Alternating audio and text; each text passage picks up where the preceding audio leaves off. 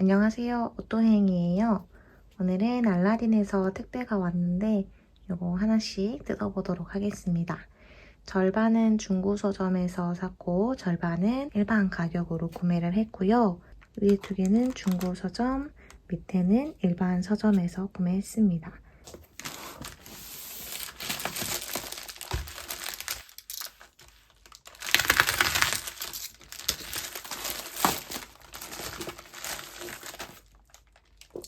첫 번째로 구입한 중고 서적은 김영민 작가님의 아침에는 죽음을 생각하는 것이 좋다라는 책입니다. 중고 서적이다 보니까 여기가 이렇게 살짝 약간 짓이겨져 있는 이런 것이 있긴 하지만 그래도 책을 읽는 데에는 아무런 지장이 없고요. 원래는 정가가 15,000원인데 8,900원에 구입을 했고 부천점에서 온라인으로 구입을 했습니다. 이 책은 워낙에 좋다라고 이야기하시는 분들이 많기도 해서 평소에 읽어보고 싶은 리스트 중에 한 권이었는데 이번에 이렇게 구입을 하게 됐고요. 김영민 작가님의 여러 작품 중에서도 이 책이 최고다라고 이야기하시는 분들이 많아서 구입을 해보았습니다. 김영민 작가님은 서울대 정치외교학부 교수이시며 하버드대에서 동아시아 사상사 연구로 박사학위를 받고 브린모어대 교수로 지냈으며 영문 저서로 A History of Chinese Political Thought을 쓰셨습니다.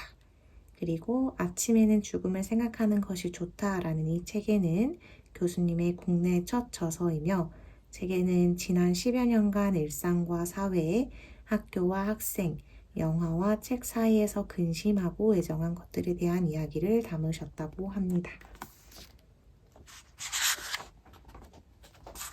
2018년에 나온 작품인 것 같고요.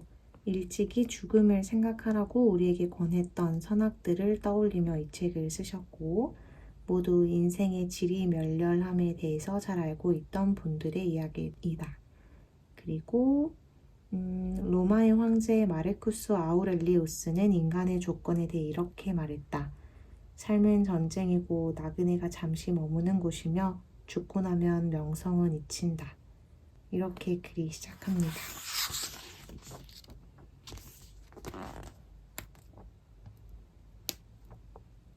큰 챕터는 5부로 구성이 되어 있고 짧게 에세이처럼 글이 쓰여져 있는 것 같아요. 새해에 행복해지겠다는 계획은 없다 라는 제목이 눈에 들어오네요. 지금 이제 한 4일, 3일 정도가 지나면 올해가 지나기 때문에 그게 또 눈에 들어오고요. 끝에 있는 부분을 한번 나눠보자면 그리하여 나는 어려운 시절이 오면 어느 한적한 곳에 가서 문을 닫아 걸고 죽음에 대해 생각하곤 했다.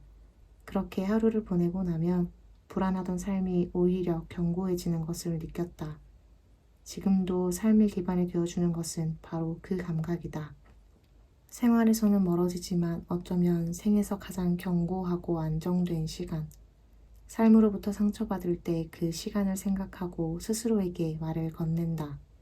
나는 이미 죽었기 때문에 어떻게든 버티고 살아갈 수 있다고. 라는 부분이 프롤로그에 나오는 것 같고요. 기대되는 마음으로 한 장씩 넘겨보도록 하겠습니다.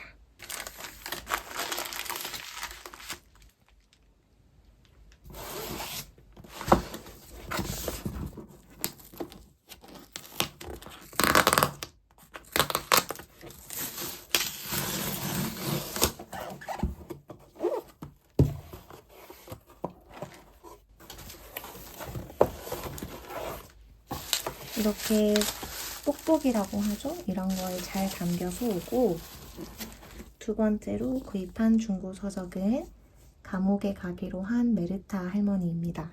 카타리나 잉엘마 순드베리의 장편 소설이고 이 메르타 할머니 시리즈가 1권부터 4권까지 있는데 이번에 4권이 출간이 되었어요.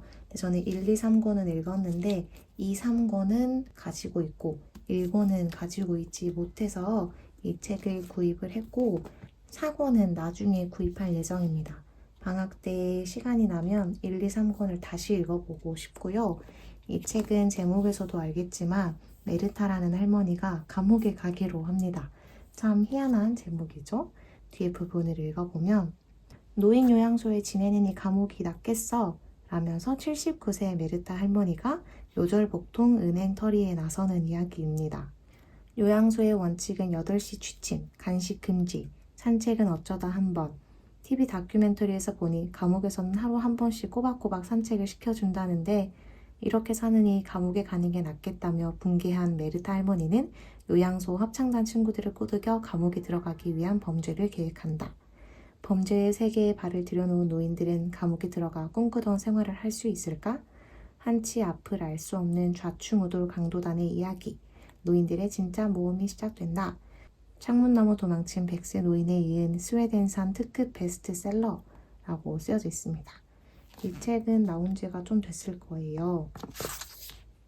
2016년에 초판이 나왔고 지금 2023년이 지나고 24년이 오고 있죠.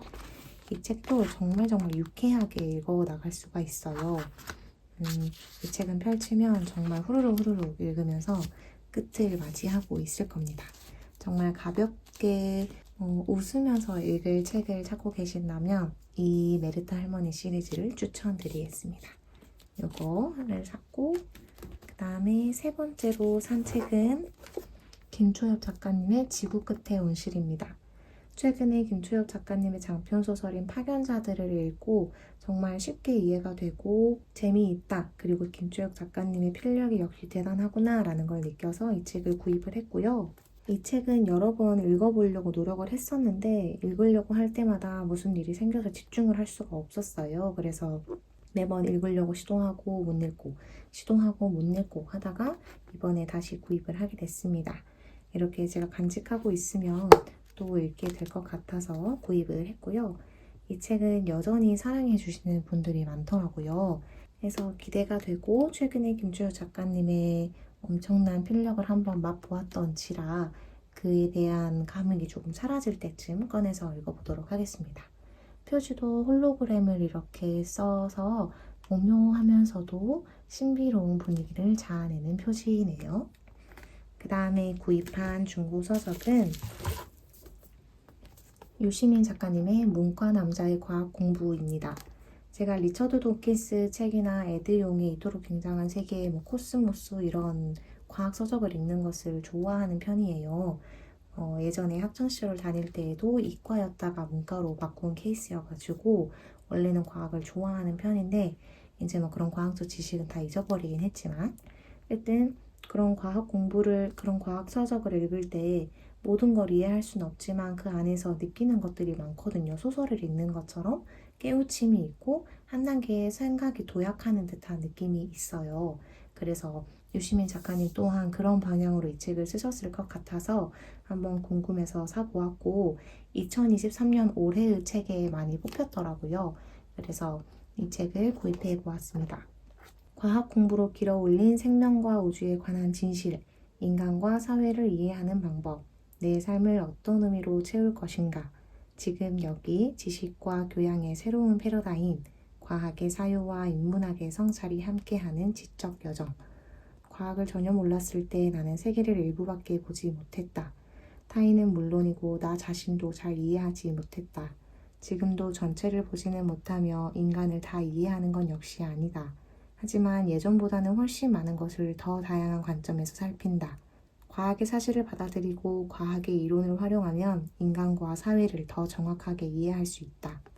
저 또한 이제 문학 같은 것을 워낙 좋아하다 보니까 계속 그러한 작품만 접하다 보면 한쪽으로 시선이 조금 몰리는 경향이 있더라고요. 너무 감수성만 발달되는 것 같고 그런 쪽으로만 성장이 되는 것 같아서 조금 정제된 글이라고 해야 될지 지식적인 글이라고 해야 할지 약간 non-fiction 쪽으로 글을 읽으면서 그 밸런스를 맞추려고 노력을 하는 편인데 유시민 작가님도 그런 생각을 하셨을 것 같아요. 그래서 이런 말씀을 언급하시고 이런 책을 쓰신 것 같습니다. 이게 중고서적에서 샀다라고는 생각할 수 없을 만큼 정말 깨끗한 새 책이고요.